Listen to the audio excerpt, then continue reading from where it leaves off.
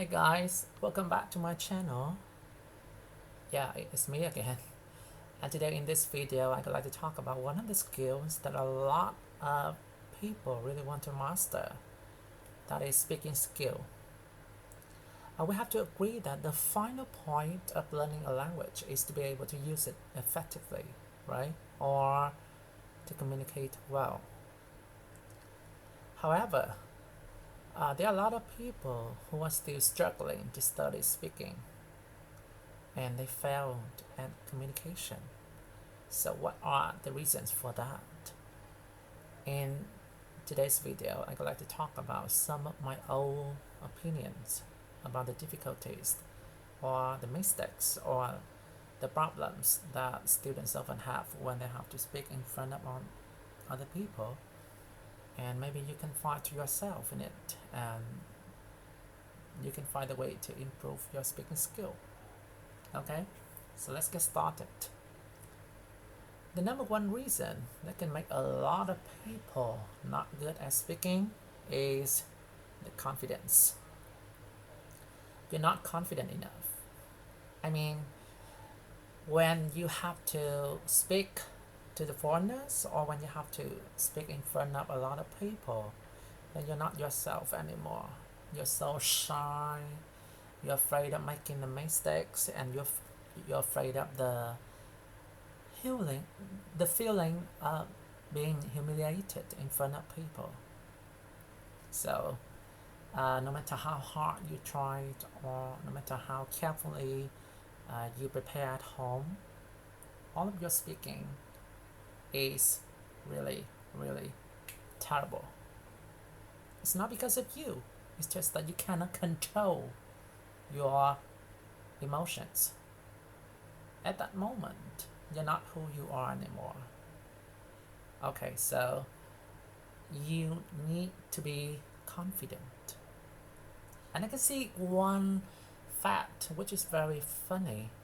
That is when a lot of people are having a conversation with the foreigners, they really just stand there and let the foreigners do all they asking.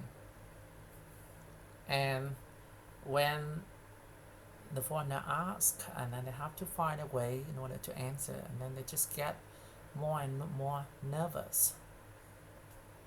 Why not ask the foreigners some questions? I mean, if you do that, then you will have firstly the time to practice your question skill. Second, you can have more time to keep calm and relax, and more time to think of an answers, right? And in that way, okay, you both communicating. It's not just that you're in an interview where you have to answer a lot of questions, which can make you increasingly nervous, right? So tip number one, be confident. The second problem is you translate a lot while speaking. I mean, right now, if I ask you to give me your phone number, then it is likely that you will, firstly think of all of the numbers in Vietnamese, and then you're gonna have to translate it into English, which takes a really long time for you to respond. Okay, so this is one of the reasons that can slow down your speaking, because you have to think in Vietnamese, and then you have to try to get the exact word that you have learned in Vietnamese and try to convert it into English. And then if you don't have it, then you are panicking. Okay, and sometimes you because you are using Vietnamese a lot, then all of your translation will be very, very Vietnamese. And sometimes you have the sentence, but the foreigners can understand it, because that is the way Vietnamese people do. That is the way Vietnamese people speak. It's not the way English people do.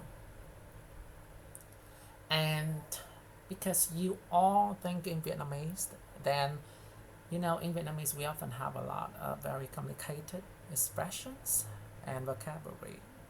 If you don't have those grammatical structures or vocabulary, then you will think that you cannot speak, which is incorrect, because the way for you to express that in English is a lot simpler.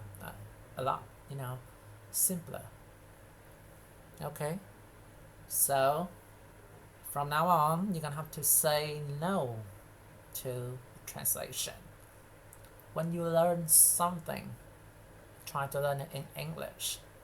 This is a pen. Do not say that it is a book mực and then book mực is a pen. Okay, it is not good. And try to express your ideas in English, which you have to work for a very long time through your listening and through some interactions with some of the materials in English. You have to do it. Okay.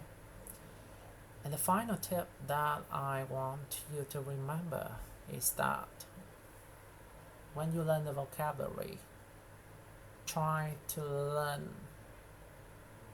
in phrases, not in a single word. For example, okay, let me take a very simple example for you. If you want to express the sentence tôi muốn đi học, then you have two ways of doing it.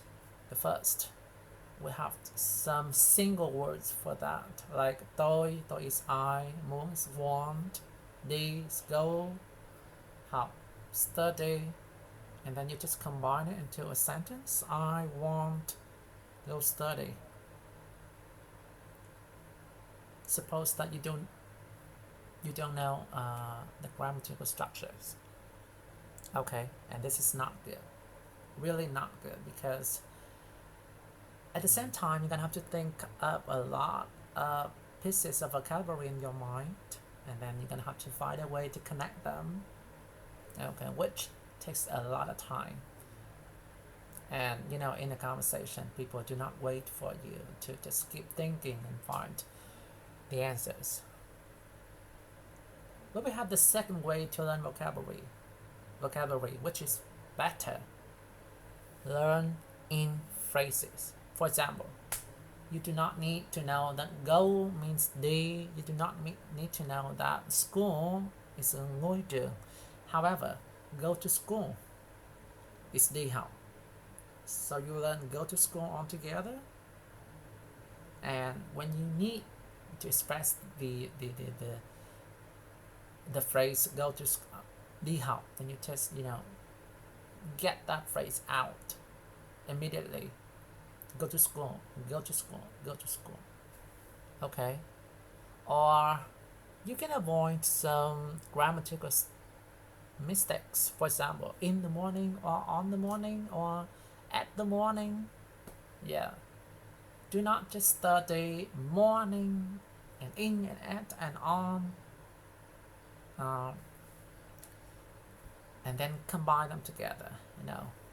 It's really a waste of time. Instead of doing that, just study in the morning.